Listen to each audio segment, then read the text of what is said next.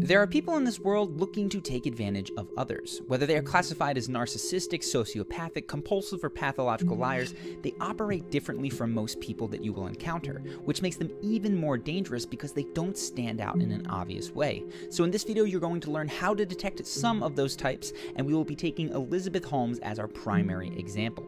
She was able to raise nearly $1 billion for her company Theranos, which promised to run full blood scans off just a few drops of blood from your finger.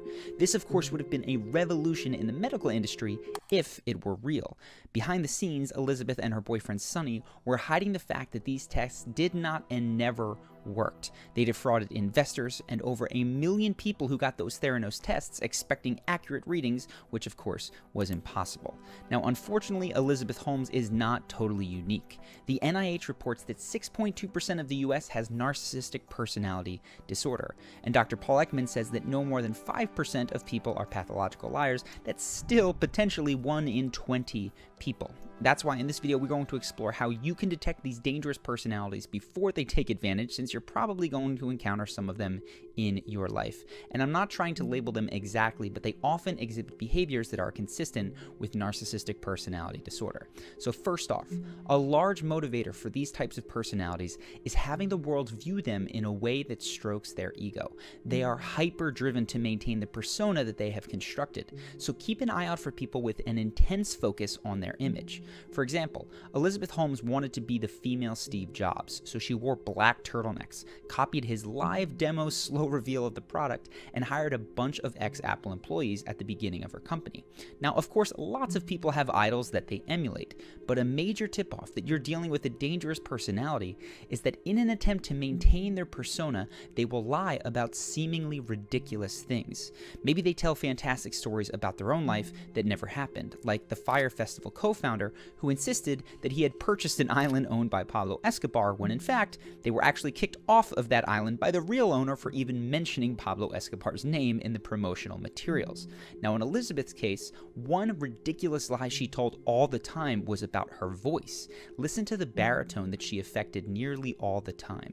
This is what happens when you work to change things, and first they think you're crazy, then they fight you, and then all of a sudden you change the world. And that clip is from the beginning of the interview. She is collected and prepared, but as employees later reported, that baritone would sometimes slip at the end of a long day, leaving her speaking in a fairly typical sounding voice for a young woman.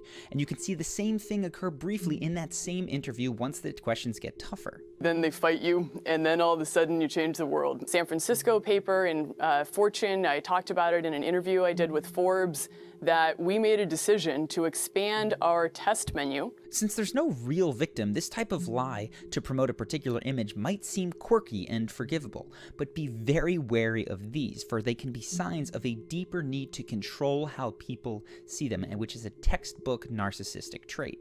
And these people are often very disconnected from the feelings of guilt or shame that would discourage other people from this fraudulent and damaging behavior. These types also tend to have a very different relationship with lying in general. Most people have limits on how flagrantly we're willing to lie. We prefer instead to bend the truth. And the more egregious our lies become, the more visibly uncomfortable we are. Not so much with the narcissistic type. They can tell bald-faced, flagrantly false lies without skipping a beat. Listen, for instance, how Theranos demoed some of their fake tests. They would stage these demos. They would prick the visiting VIP's finger. They would put the blood in the cartridge, slot the cartridge into the mini lab. You know, it'd start whirring. And then they would say, it's going to take a little while. Why don't you come and either visit the lab or... And so the VIP would leave the room, and then a Theranos employee would stop the machine, take the blood out, and bring it to the lab, and that little blood sample would either get tested at the bench by one of their laboratory technicians or on one of the Siemens machines. These demos happened repeatedly with extremely smart people, including an ex-Secretary of State and Silicon Valley investors whose job is to be skeptical. But not one of them ever caught Elizabeth, very likely because she doesn't exhibit the same nervousness around lying that most other people would. So do not assume that a calm demeanor means that someone is telling you the truth, especially if they are this narcissistic type. If this person is, for instance, or even deeper on that spectrum into psychopathy, studies that involve fMRI scans show that they might not even spend any extra time processing a lie because their brains don't need to seem to suppress the truth, to even focus attention or control body language. All of that occurs naturally to them. It's like they're inventing a world in their head with no effort. And this is how many people get fooled by compulsive and pathological liars.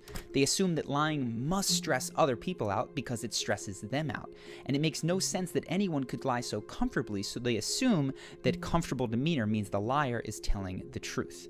A much better heuristic for you to detect pathological lies is the 10,000-foot view. And this means rather than watching one individual's body language or even listening to their explanations, of which there will be many, you summarize their claims at a very high level, and then you let your intuition tell you if that just makes sense.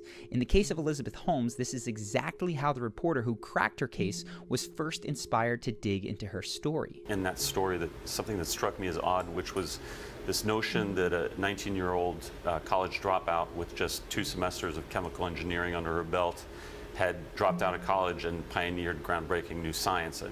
That's something that's possible in the realm of computers and computer software. Obviously, with Mark Zuckerberg, Bill Gates have done that. But in medical science, you need the formal training and you need to do years and decades of research to add value.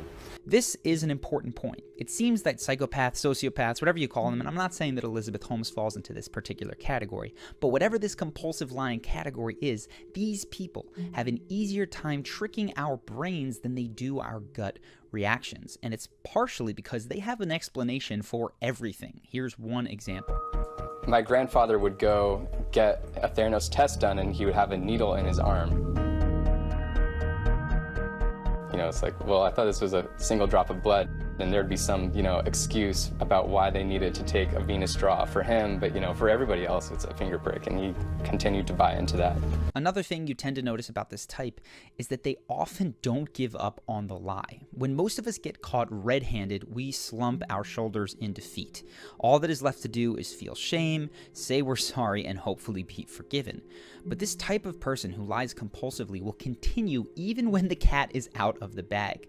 Billy McFarland of Fyre Festival infamy, for instance, ran a second scam while he was out on bail. He offered his email list for the Fyre Festival tickets to the Grammys, to meet and greets with celebrities like LeBron James, of course, which he had no access to, if they would just send him some money. Now, listen to what Elizabeth Holmes told investors just a month before Theranos shut its doors, after she had been barred from holding a position as an officer of a public company by the SEC. In a letter to shareholders that day, she basically explained that the company would likely be liquidated by the end of July. Wow. But the interesting thing is that she is telling people that she is going to start a new company. Oh my God. That is so deranged. That's right. Even after being convicted of securities fraud and with criminal charges pending, Elizabeth maintained the idea that she would be running a company soon. And again, this just goes to illustrate that this type has a very different relationship with the truth. Image takes precedence over external reality, and it seems to happen effortlessly.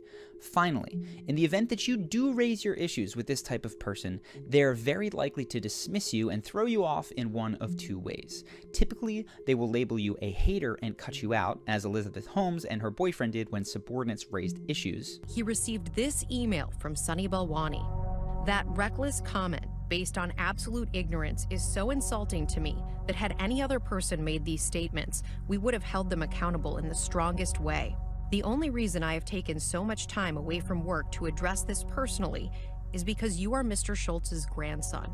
The only email on this topic I want to see from you going forward is an apology. Or, if you're more powerful, they'll assuage your concerns by appealing to some kind of conspiracy against them. Holmes, for instance, said that no one could see the technology at Theranos for this reason. The only way that we were going to get responses to our questions was if we signed NDAs, because the Theranos proprietary technology, these trade secrets, were so valuable that Quest and LabCorp, the 2 dominant players in the lab industry, were trying to find out answers to these questions by any means possible. So when you start hearing with us or against us ultimatums, or hearing about how secrecy is necessary for reasons that might make for a good plot in a John Grisham novel, be on red alert. In my experience, it is more often the case that someone is trying to con you.